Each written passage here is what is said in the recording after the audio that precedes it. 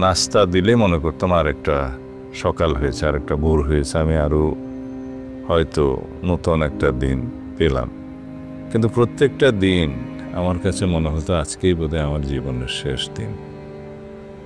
আমি যখনই তাদেরকে বলতাম আমি অসুস্থ মানুষ, আমার হার্ট স্টেন্টিং আছে, অন্যান্য জটিলতা আছে, এই পরিবেশে কয়দিন টিকে থাকতে পারবো জানি না, যদি আমার মৃত্যু হয় তাহলে আমার লাশটা আমার পরিবারের কাছে দিও। এটা বলার কারণ ছিল তখন শেখ হাসিনার ফ্যাসিস্ট সময়ে গুমের সংস্কৃতি চালু হয়ে গেছিল, লাশ পাওয়া যেত না, তারা ক্রস ফায়ার দিয়ে লাশ গুম করে ফেলত।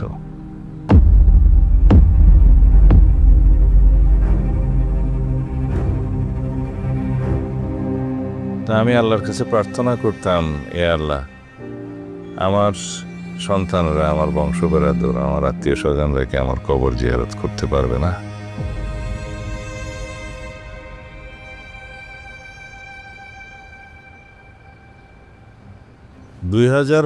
সাল মার্চের 10 তারিখ রাত আনুমানিক 9টা থেকে 9:30 হতে পারে।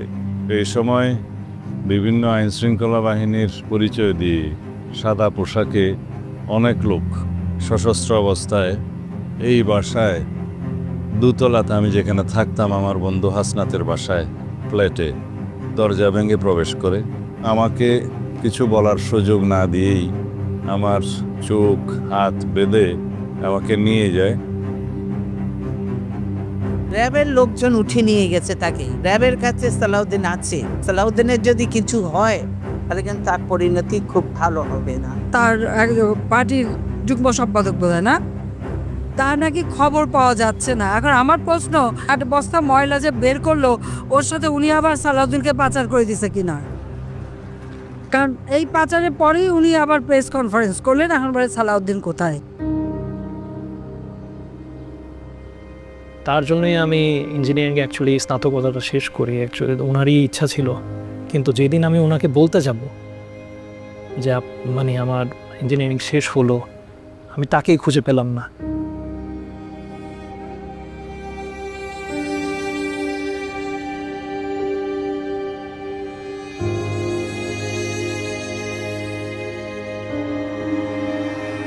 সেই বাসা থেকে 20 থেকে 25 মিনিটের একটা ড্রাইভ হবে। এমনও হতে পারে যে তারা ঘুরে ফিরে কোথাও গিয়েছে। যেখানে আমাকে গাড়ি থেকে নামালো, নামায়ে হাটে ভিতরে ঢুকালো, সেটা নিচতলা, আমাকে কোনো সিঁড়ি বাইতে হয়নি। এটা একটা সেল যেটা 5 ফিট বাই 10 ফিটের বেশি হবে না। সেখানে একটা পানির টেপ এবং একটা ছিদ্র আছে সেই নালায় পেশাব পায়খানার সুযোগের জন্য। লাইটটা মাঝখানে ছিল, এখানেও থাকতে পারে, আমার এখন এখানে ছিল কিনা মনে নাই। দরজাটা এই সাইজেরই ছিল এবং এখানে স্টিলের দরজা, নিচে একটু ফাঁকা ছিল, হালকা খানা পিনা ঢোকানোর জন্য, আর উপরে একটু ফাঁকা ছিল। বাইরে সবসময় একটা ব্যাডস্টিল ফ্যান থাকতো। প্রায় 48 ঘন্টার মতো হয়তো ঘটনাটা পার হয়ে গেছে। তখন গিয়ে আমি কোনো রকমে আর কি আমার মার সাথে কথা বলে জানতে পারলাম যে বাবাকে পাওয়া যাচ্ছে না। কিছু গুম খুনের ঘটনা আমরা আগে শুনে এসেছিলাম, তো ওই হিসাবে আমি প্রথমে দোয়া করছিলাম যে এরকম যাতে কিছু না হয়। উত্তরা থানায় ওনারা বলতেছে ওনারা জিডি নিতে পারবে না, কোনো রিজনেবল গ্রাউন্ড ছাড়া। এটা কোনো কথা হলো না। আমি ওনার স্ত্রী, আমি পাগলের মতো সারাদিন এখানে ওখানে ঘুরতেছি আমার স্বামীর সন্ধানে, আর ওনারা আমাকে এইটুকু হেল্প করবে না? জিডি করেন, মামলা করেন, যা হওয়ার সব এ থানায় হবে, কোনো আপত্তি নেই যদি সেখানে এই ঘটনা ঘটে থাকে। তো আপনি কি এই বাসায় ছিলেন কিনা? উনি উত্তরে বলছেন না, আমি এখানে ছিলাম না। তাহলে আপনি কি করে জানলেন? বলে যে ওই বাসার দারোয়ান বলছে, ওই বাসার লোক বলছে। বাধ্য হয়ে হাইকোর্টের শরণাপন্ন হই। খন্দকার মাহবুব হোসেন এবং মওদুদ সাহেব তারা এই রিটের জন্য আমার পক্ষে আদালতে দাঁড়িয়েছেন। দীর্ঘদিন সংগ্রামের পরে কোর্ট অবশেষে একটি রায় ঘোষণা করেন যে সরকারকে নির্দেশ দেন যে আমার স্বামীকে যেন ওনারা খুঁজে বের করে দেন। এইটুকুই আমার আদালত থেকে প্রাপ্তি ছিল, কিন্তু আমি সরকারের কোনো মহল থেকে কোনো ধরনের আইনি সহযোগিতা পাইনি।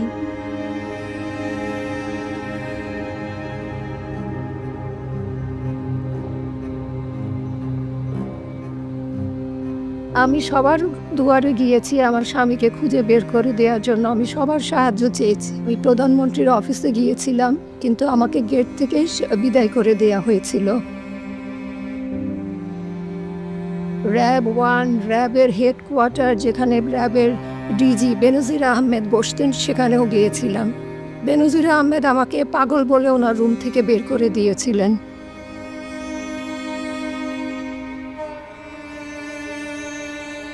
ইন্টারোগেশন তারা রেগুলার করতো, কেন আমরা আন্দোলন সংগ্রাম করছি, কেন হাসিনার বিরুদ্ধাচারণ করছি, ইত্যাদি ইত্যাদি, এবং আপোষ করার প্রস্তাব দিত। আমি বলতাম একমাত্র আল্লাহ রাব্বুল আলামিন ছাড়া এই দুনিয়াতে আর কাউকে পরোয়া করার কিছু নেই। আমরা দেশের জন্য, দেশের মানুষের জন্য, দেশের মানুষের অধিকার আদায়ের জন্য, ভোটাধিকারের জন্য, সমস্ত গণতান্ত্রিক এবং সাংবিধানিক অধিকারের জন্য আমরা সংগ্রাম করছি। এর সাথে আপোষ করার কিছু নেই। তারা অবশ্যই হাসিনার গোলাম বাহিনী, তার নির্দেশে গুম খুন করে বেড়াচ্ছে, তারা আমাদের কথা শুনবে কেন? কারণ আমাকে তো কোনোদিন রুম থেকে বাইর করে নাই। একটা দিন বের করেছিল, সেদিন রুম পরিষ্কার করার জন্য পানি টেনে দিয়ে গিয়ে যেন বসছিল, এখানে বসানো হয়েছিল একটা চেয়ার দিয়ে চোখ বেঁধে, সেটা কিছুক্ষণ সময়ের জন্য। যখন না 2 মাস অতিবাহিত হয়ে গেল, আত্মীয় স্বজন যখন সবাই বলতে শুরু করলো যে ও নিশ্চয়ই আর বেঁচে নাই, তোমার একটা ছোট বাচ্চা আছে, তুমি বিষয় সম্পত্তির দিকে খেয়াল করো, তোমার বিষয় সম্পত্তি সব বেহাত হয়ে যাবে, তখন আমি সবাইকে শুধু বলতাম যে আমি বিশ্বাস করি আমার স্বামী বেঁচে আছে।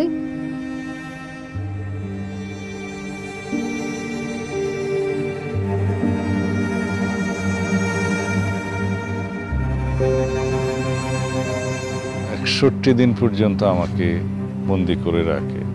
যেদিন আমাকে সেখান থেকে বের করে সেদিন গাড়িতে তোলার সময় আমাকে তারা বললো যে আপনাকে একটা জায়গায় নিয়ে যাব, ফিরে আসতে হয়তো 2-1 দিন লাগতে পারে। তখন আমার বিশ্বাস হচ্ছিল না তারা আমাকে ছেড়ে দেবে। আমাদের এলাকায় একটা গুজব উঠছিল যে পূর্ব জাফলং ইউনিয়নে ডাকাতির একটা সম্ভাবনা আছে। একটা 30-35 মিনিট আমি বাজার থেকে আসতেছি, আসার পরে দেখি 6টা গাড়ি আমাদের 2 ব্রিজের মধ্যখানে। আমরা যে যার এলাকায় পাড়া মহল্লা আমরা জড়ো অবস্থায় ছিলাম, যাতে সত্যিকার অর্থে যদি কোনো ডাকাতের আক্রমণ হয়ে থাকে প্রতিহত করার জন্য আমরা দেশীয় লাঠিসোঁটা নিয়ে আমাদের পাড়া মহল্লা আমরা পাহারা দিচ্ছিলাম। পরের দিন প্রায় 2-2:30টার সময় শুনতে পাই সালাউদ্দিন স্যার এই শিলংয়ে প্রত্যক্ষ অবস্থায় পুলিশে পাইছে। তো আমরা সন্দেহ এই গাড়িগুলো উনিরই পাচার করছে। আমার মা যেহেতু আন্তর্জাতিক অনেক সংস্থার সাথে ওই সময় যোগাযোগ করেছিল, বিশেষ করে ধরেন অ্যামনেস্টি, তারা আমাদেরকে সহায়তা করার আশ্বাস দিয়েছিল। যারা এগুলোর সাথে এখানে জড়িত তারা হয়তো জিনিসটাকে খুবই রিস্কি মনে করছিল, সেই হিসাবে হয়তো তারা বর্ডার পার করে তাকে ওখানে ফেলে দিয়ে আসলো।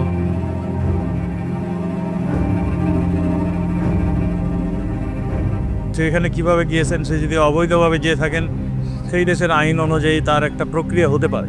আমি জানি না ওই দেশে কিভাবে সেটা নিই, আইনের প্রক্রিয়ার মাধ্যমে তাকে যথাসময়ে যথাযোগ্যভাবে আনা।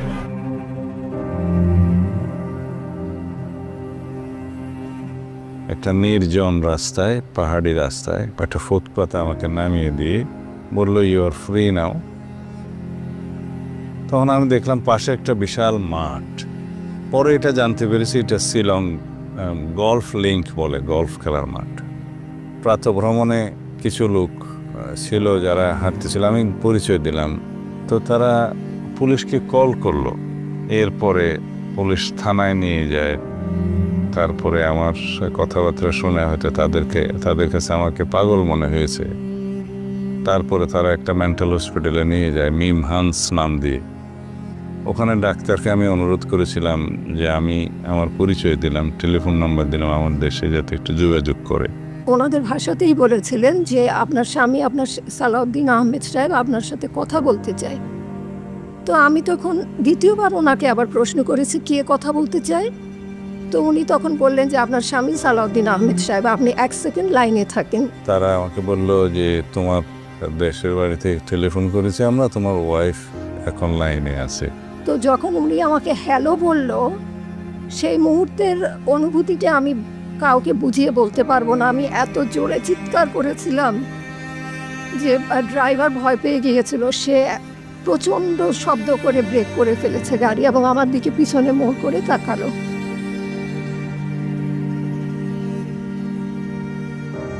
যখন উনি আমাকে জানাতে পারলো যে ওনার সন্ধান পাওয়া গেছে, আমি যাচ্ছি,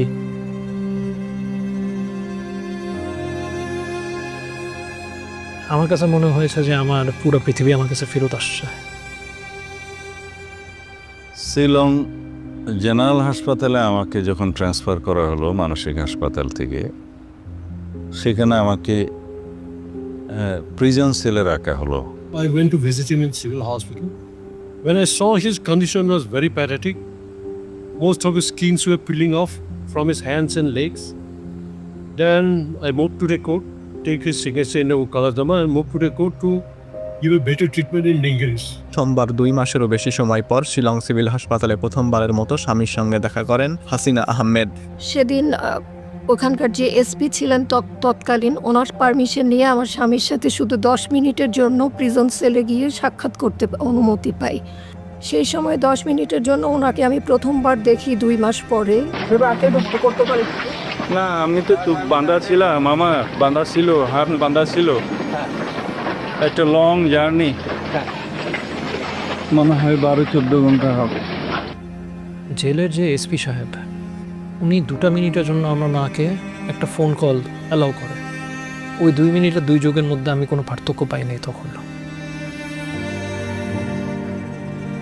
কোর্টে হাজির করার জন্য ওখান থেকে একটু সুস্থ হওয়ার পরে নিয়ে আসলো। তখন আমাকে নিয়ে আসা যাওয়ার আগে পিছনে আমার সাথে অনেকটা স্পেশাল ফোর্সের মতো, হয়তো কমান্ডো টাইপ বা ব্ল্যাক ক্যাট টাইপ কেউ 2-3 গাড়ি থাকতো, কেউ দেখা করতে পারতো না। During the trial period, even raw people were all around, moving around me as a professional. Although I never talked to them, I know that they are raw people and all. They watch the movement of Salahuddin, watch my movement, all these things. So as a professional, I have to do my duty to ask my client and I take it. Serious অসুস্থ হয়ে পড়লাম। তখন court আমার অবস্থা দেখে বললো যে তাকে ইমিডিয়েটলি আবার হসপিটালে পাঠানো হোক, প্রিজন সেলে রাখা হোক। And he want to take the court permission to go for treatment in Vedanta. So that permission also I took out, which is security provided him. প্রায় সময় মনে হতো হয়তো আমি জীবিত অবস্থায় আর দেশে ফিরতে পারবো না। আমি সাংঘাতিক অসুস্থ হয়ে পড়ছিলাম। আমার 2টা মেজর সার্জারি হয়েছে আমার শরীরে, একটা কিডনিতে আর একটা ঘাড়ে।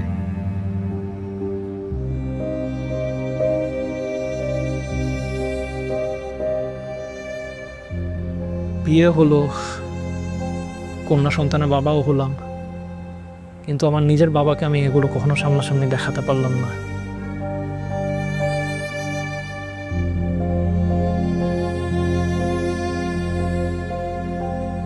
When the trial started, then I've gone through the church and there was few witnesses who saw him in the morning. They were examined, cross-examined by me. Even the IO, lastly when I examined, I divulged him all his stories. As we visited any BSF, any border security force, to know any cars traveling flight is, all that IO says no, I had never done. And court was fully convinced later on that he was a victim of kidnap. No intention of his entering the India without passport or visa. Because he went to Singapore always with passport. He went abroad with passport. All those I have proved. যখন আমাকে bail দেওয়া হলো তখনই কেবল police guard withdraw করা হলো বা special guard withdraw করা হলো। যখন কোথাও কোনো রুম ভাড়া, ঘর বা কোথাও থাকার ব্যবস্থা করতে পারছিলাম না আমার স্বামীর জন্য, তখন আমি যে একটা রেস্ট হাউস গিয়ে যে রেস্ট হাউসের মালকিনের সাথে যোগাযোগ করলাম। তো উনি সেই মুহূর্তে রাজি হলেন। যে রেস্ট হাউসটার নাম ছিল সানরাইজ গেস্ট হাউস। 2018 সালের সম্ভবত 26শে অক্টোবর মামলা থেকে খালাস পেলেও আমাকে বাংলাদেশে প্রেরণ করা হলো না। সে যদি বাংলাদেশের নাগরিক হয় আসুক, অসুবিধা কি? না, আমাদের সাথে নিয়ে সব নিয়ে আলাদা, এগুলো আপনারাই তুলেন। এটা নর্মাল প্রসিজার যেটা হয় সেটাই হবে, ওগুলো নিয়ে অত চিন্তার কোনো কারণ আছে? বাঙালি যদি বাইরে থাকে, সে জেলে থাকে, জেল থেকে শেষ হলে দেশে আসবে, আসুক। Does it matter at all? কয়েক মাস পরেই তারা এই খালাসের বিরুদ্ধে ভারত সরকার আপিল করলো উচ্চতর আদালতে। After delay, long delay has been taken by the state government for preferring the appeal, even for the hearing several days taken. Then appeal also I cannot succeed for Saudi.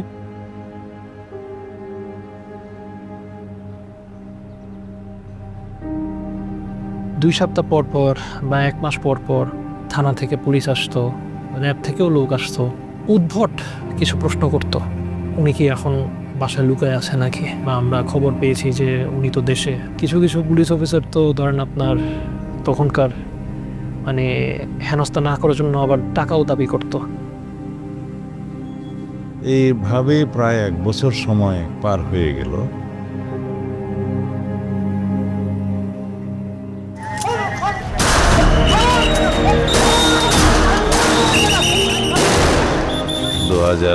সালের বাংলাদেশে অভূতপূর্ব এই শতকের সবচাইতে উল্লেখযোগ্য রক্তাক্ত গণ অভ্যুত্থান হলো। দেশ ফ্যাসিস্ট মুক্ত হলো, ফ্যাসিস্ট শেখ হাসিনা পালিয়ে যেতে বাধ্য হলো। আমরা দিল্লি সরকারের কাছে মেঘালয় রাজ্য সরকারের মাধ্যমে যোগাযোগ করলে তারা ব্যবস্থা নিল। 2024-এর 11ই আগস্ট বাংলাদেশে ঢাকা ইন্টারন্যাশনাল এয়ারপোর্টে নামতে সক্ষম হলাম আল্লাহর অশেষ রহমতে।